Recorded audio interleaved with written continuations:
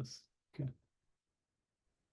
All right. Hello, everyone. Thanks for joining today. I have got Connor Mathias on with us today. Thank you, Connor, for being here.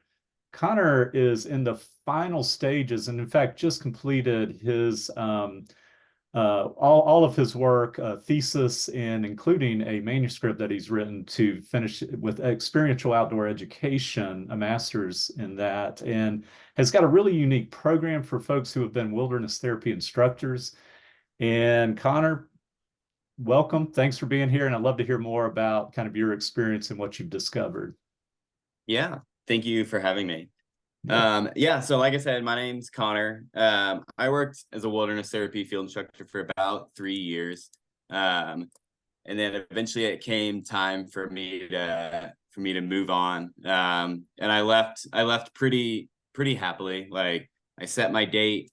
I didn't let the program end it for me. Like, I set my date and I left, and I was happy with how I left, because I saw a lot of people leave the field of wilderness therapy, not under their own power. Like, the program got to them.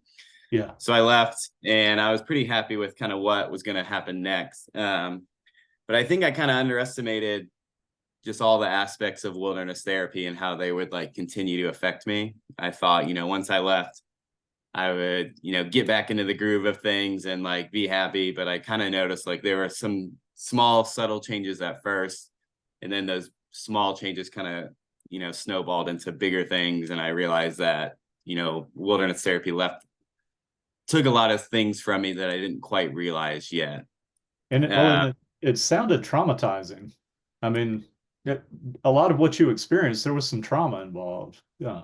I dealt with a lot of violence. I worked with the younger kids in particular, which was typically a more violent group. I experienced a lot of violence, a lot of self-harm, was just kind of the typical.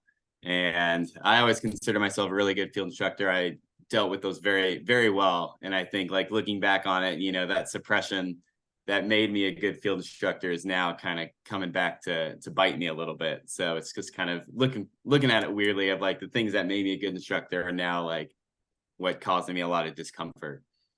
And kind of what I've gathered is just your hypervigilance and care for the students, that you had to be on alert and on guard for so long, and that's kind of given you this hypervigilance that just continues along with the memories of what all you had to kind of put up with.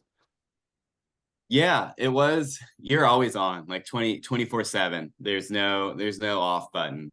And that's just hard to kind of turn off, at the end of the day. Yeah. And it's everything. Like, the kids always remain in your eyesight. Every rock on the ground, could be thrown at you, is a potential self-harm tool. Sometimes kids are a little more of a flight risk, so you have to stay within arm's reach of them like the entire day. And it's just, that was a hard thing to turn off, and like when I was in the program, I understood that, when I got off shift, I'm like, it's okay, I understand that's hard to turn off. But 2 years later, that that feeling is still prevalent, and I haven't worked in the field for almost 3 years now. Yeah. Yeah. So you've developed a kind of a transition program for wilderness therapy instructors who are leaving the field in order to kind of deal with that type of trauma and issues that they experience as helpers. So it's how are we helping the helpers? And maybe you can tell me a little bit about that transition program. Yeah. So when I left, it was kind of just like thank you, good luck out there. And I was kind of eager to leave, so I didn't give much thought to it. But I kind of, looking back on it, that was a really particular time where like I could have used a little more guidance, specifically just someone to be like, hey, it might not be as easy as you think to leave this field. Right. And a lot of the things that I dealt with, I thought once I left the field they would be gone, but they weren't.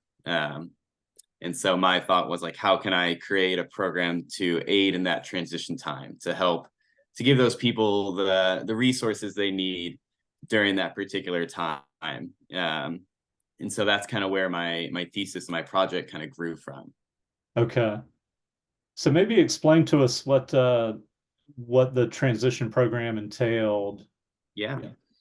Yeah. So I created a multi-day backpacking course for former instructors, like 2 to 3 days, with a little bit of structure, but a little bit of not, as just a way for former instructors to meet each other and talk about what they go through, and also like share resources, and resources have a broad definition, from, you know, mental health services that people have found helpful, small things that people do throughout the day that they found helpful during their transition period. But mainly it's just to create a sense of community, to Yeah. connect these people with shared experiences, so they could talk about their shared experiences with people who actually understand, instead Right. of trying to explain it to an outside group that doesn't fully understand, the small nuances of it. Yeah. And it also seems important that you were doing wilderness therapy clearly out, in the wilderness. And that could actually be a little bit traumatizing if you're going out into the wilderness. So you're doing this with a group that understands what you've been through, but you're out there to kind of experience the wilderness in a different way, in order to become more integrated. Yeah. Yeah, it was my intention was to kind of rewrite the narrative, Yeah. because in wilderness therapy, we're out in the woods with kids, for multiple days, and everything we do is for the kids. So this trip was designed obviously with no children involved, to kind of rewrite the narrative and create new memory associations with the outdoors. Yeah. To keep people comfortable being in outdoor spaces without having that hypervigilance always turned on. Right. Okay.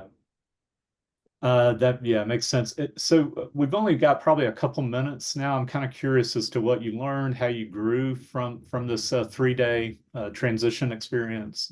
Yeah. Yeah. So I really thought when I first started that it would help me like confront these big issues that had been dealing with me. Like I used to really love the outdoors. Now I feel very like uncomfortable, and like there's a general fear in the outdoors. I used to really love working with kids. Now there's like a general anxiety around working with kids. So I had a feeling this backpacking course would help me confront it and like kind of get over it.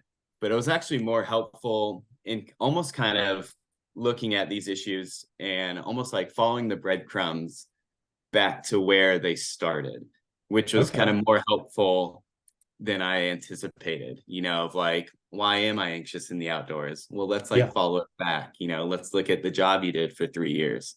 Yeah. Um, so that was like really helpful. And also just, getting outside with people who understand my experiences was very helpful too. It helped create that new memory association. It helped me realize I'm not really alone in this process. Yeah. Um, and it also kind of just opened my eyes to the fact that like I can have fun in the outdoors again. I can do these things, and I can have fun again. I don't have to continually feel anxious out here all the time. Cool. So kind of understanding kind of the roots of what maybe led to the anxiety that you experienced in those areas, but then also providing, as you said, a new narrative. Hey, that I can enjoy myself again, and it may take a while. It may not be just all of a sudden, but I know that I can do that as long as I'm Hmm. setting up the conditions well. Yeah, absolutely. All right.